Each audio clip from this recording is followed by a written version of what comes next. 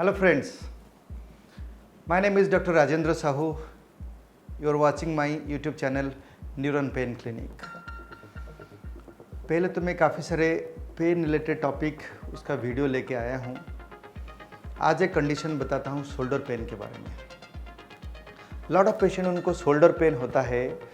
Shoulder pain के साथ उनको शोल्डर का मूवमेंट रिस्ट्रिक्शन होता है, उतना तक उठा पाते हैं, कंघी नहीं कर पाते, पीछे लेते हैं। तो मोस्ट ऑफ द पेशेंट सोचते हैं ये फ्रोजन शोल्डर हुआ है। ठीक है, हो सकता है फ्रोजन शोल्डर बहुत ही कॉमन है, लेकिन एक और कॉमन कॉज है रोटेटर कफ टीयर। आइए ब्रीफली जानते हैं उसके बारे में।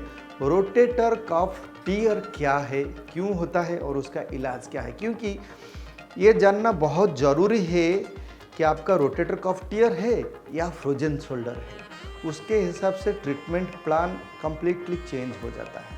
ये शोल्डर जॉइंट का, ये शोल्डर जॉइंट जो है ह्यूमन बॉडी का, ये ह्यूमरस का हेड है जो यहाँ पे स्कैपुला में जुड़ता है। और शोल्डर जॉइंट जो है वाइडेस्ट रेंज ऑफ मोशन, पूरा ये अबडक्शन एडक्शन, अंदर गया बाहर गया, सब गया, flexion, wide range of movement रहता है इन ह्यूमन बॉडी। तो यहाँ पे जो मसल होता है, हर जॉइंट में चारों तरफ मसल होता है। यहाँ पे आके 4 मसल लगते हैं। ये जो ह्यूमरस के बोन के ऊपर 4 मसल ऊपर के हिस्से में लगते हैं, यहाँ पे लगते हैं, नीचे कोई मसल नहीं है। जो 4 मसल लगते हैं उसको बोलते हैं rotator cuff, CUFF, rotator cuff. सामने से के सबस्कैपुलरिस, सुप्रास्पाइनेटस, इंफ्रास्पाइनेटस, टेरिस्पाइनर, ये 4 मसल रहते हैं। इसका इम्पोर्टेंस क्या है, ये मसल का जो टेंडन जुड़ता है यहाँ पे जहाँ लगता है उसको टेंडन बोलते हो, मसल पार्ट। वो टेंडन में कभी बार टीयर हो जाता है, टीयर होता है। जैसे शर्ट का कोई भी हुआ, इधर स्मॉल टीयर हो सकता है या तो पूरा फुल थिकनेस टीयर हो गया। टीयर से लेके पेन और फ्रोजन शोल्डर का पेन डिफरेंट है। पेन मतलब तो सेम रहता है, रात में ज़्यादा होता है, एक्टिविटीज़ में होता है। फ्रोजन शोल्डर में आपको उठाने में दिक्कत होता है, इतने से ज़्यादा नहीं उठा पाते, लेकिन टीयर में आप थोड़ा डिफिकल्टी के साथ उठा सकते हैं। ओके, यहाँ तक प्रेस करके उठा सकते हैं, लेकिन जब ज़्यादा उठाने लगते हैं तो वीकनेस लगता है यहाँ पे, क्योंकि मसल टीयर हो गया, मसल का फट गया है वहीं पे, तो आपको जब उठाते हैं दर्द होता है। तो डायग्नोसिस करना बहुत ही इम्पोर्टेंट है। पहले जानते क्यों होता है। एक तो होता है कुछ रिपीटेटिव सडन जर्किंग एक्टिविटी, आप सडन गिर गए, एक्सीडेंट हुआ, कोई क्रिकेट थ्रो, बास्केटबॉल ऐसा कुछ खेल रहे हैं, सडन जर्क हुआ, एक्टिविटी हुआ। सब हाउस के शिफ्टिंग के टाइम में कोई चीज़ उठा रहे हैं, जिम कर रहे हैं ऊपर, sudden jerking movement which your body is not able to cope with, तो देयर इज ए चांस कि आपको टीयर होने का टीयर चांस है। कितना होता है, इधर स्मॉल टीयर हो सकता है या पूरा थिकनेस, पूरा ऊपर से नीचे तक भी टीयर हो सकता है।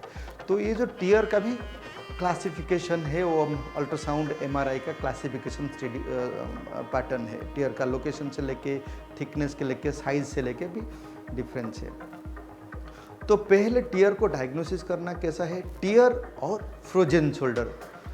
तो उसके लिए पहले हम लोग हिस्ट्री में पेशेंट को पूछ के कैसे हुआ और एग्जामिनेशन से काफ़ी बार पता कर लेते हैं, पॉसिबली ये हो सकता है। और हमारे पास क्लिनिक में अल्ट्रासाउंड मशीन है। काफ़ी बार हम लोग MRI के लिए भेजते हैं पेशेंट को जाके करके और देखने के लिए, लेकिन आजकल अल्ट्रासाउंड से हम लोग maximum tear around 90% of the time जो टीयर हुआ है काफ़ी एक्यूरेटली हम लोग बता सकते हैं कि नहीं ये इतना टीयर हुआ है, पार्शियल हुआ है या फुल थिकनेस हुआ है। ठीक है, या तो फिर टीयर नहीं है, आपको फ्रोजन शोल्डर है।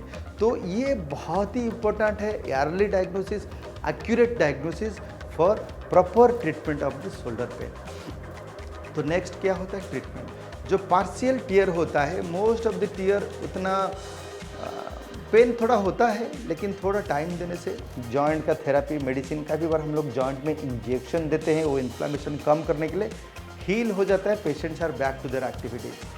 सम ऑफ द पार्शियल से थोड़ा बहुत बड़ा टीयर होता है तो हम लोग वहाँ पे PRP देते हैं, प्लेटलेट रिच प्लाज्मा, जिसके को लेके मैंने एक वीडियो भी किया हूँ।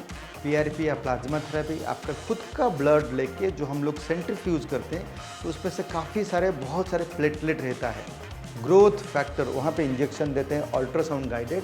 और फिर जो टीयर हो गया वो नया बनाता है, रीजनरेशन होकर नया, शायद 1 से 3 बार तक करना पड़ सकता है। ये स्मॉल टीयर में काफ़ी फायदेमंद होता है, आप हम लोग सर्जरी को अवॉइड कर सकते हैं। लेकिन जिनका फुल थिकनेस टीयर हुआ है उनको पेशेंट को सर्जरी की ज़रूरत पड़ सकती है। वो अपने आप जुड़ेगा नहीं, ना ही प्लाज्मा थेरेपी से जुड़ेगा, वो सर्जरी की ज़रूरत पड़ सकता है। दैट डिपेंड्स आपका एज क्या है, कितना सीवियर पेन है, रेंज ऑफ मोशन कैसा है, मूवमेंट कैसा है। अगर काफ़ी प्रोलॉन्ग टीयर हो के मसल पतला हो गया है, काफ़ी उम्र ज़्यादा हो गया है, तो आप शायद आइडियल कैंडिडेट शायद नहीं हो। और अदर थेरेपी के बारे में बात करते हैं।